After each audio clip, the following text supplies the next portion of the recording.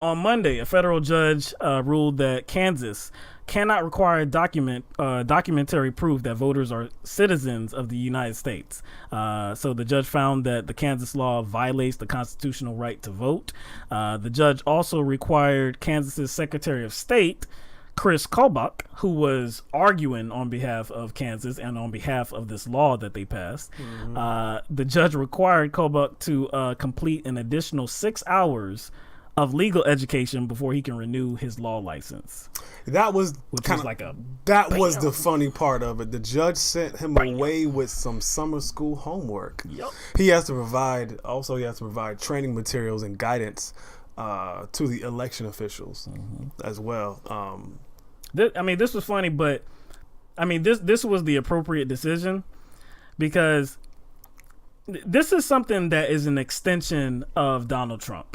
And Kris Kobach is somebody that is a supporter of President Trump. You mean talking about like a bunch of undocumented people voting? Yes. Oh, so you like remember that old lie, that old trope? Oh, so like that's his agenda. Yes. After the election, Donald Trump said, "Hey, there were millions of undocumented immigrants that were voting illegally in 2016." And he tried to bring that case to a court, and the courts were like, "Yeah, you haven't proven your case." Because there was no proof. There was no evidence whatsoever. It's all in his head. Yeah. But Kobach is using that and saying that, hey, we have to establish some law in Kansas that mandates when you go to register, you have to provide your birth certificate, your, I think, what's another? Passport, maybe, something like that. And the thing is, like when you go and like update your license, whether you're going to get your license for the first time or you're updating your license like for renewal, like you can register to vote.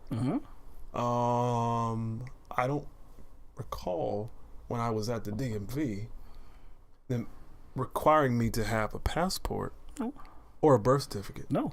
But in Kansas, if this law would have stuck, you would have had to. Well, not to get a license, but if you were trying to get register to vote, you would have to provided your birth certificate, passport, whatever.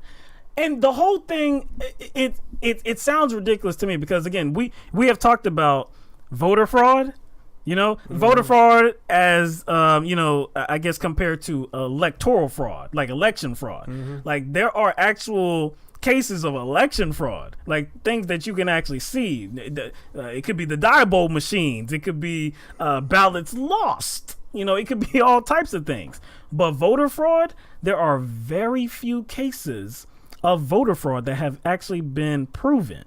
So why? You know what? And let me go right back to Kobach. Okay. So the Secretary of State. Okay. So Kansas has about 1.8 million people in the state that are registered to vote.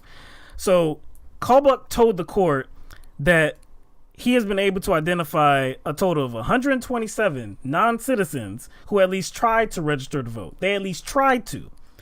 He said 43 of them were successful in registering, and 11 of them voted since 2000.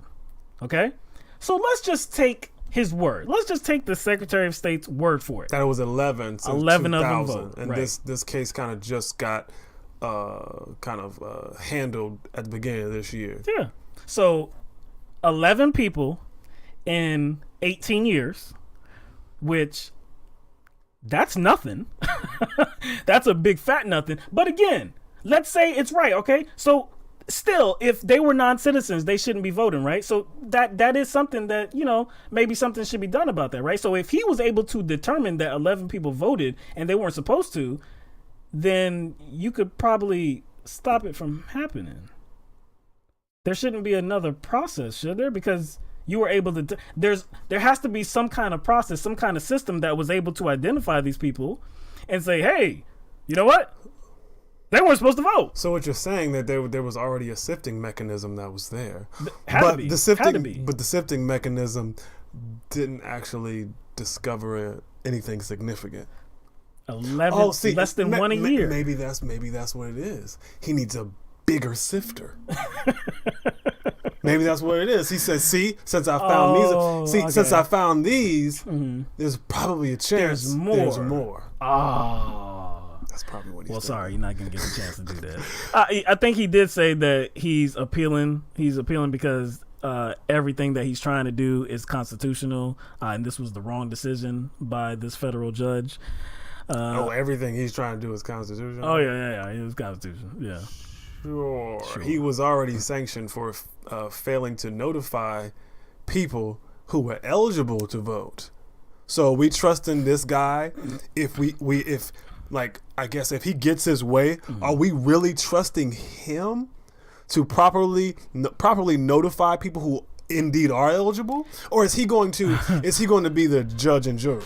And why would we trust a guy that's using a lie told by Donald Trump to initiate this law in Kansas?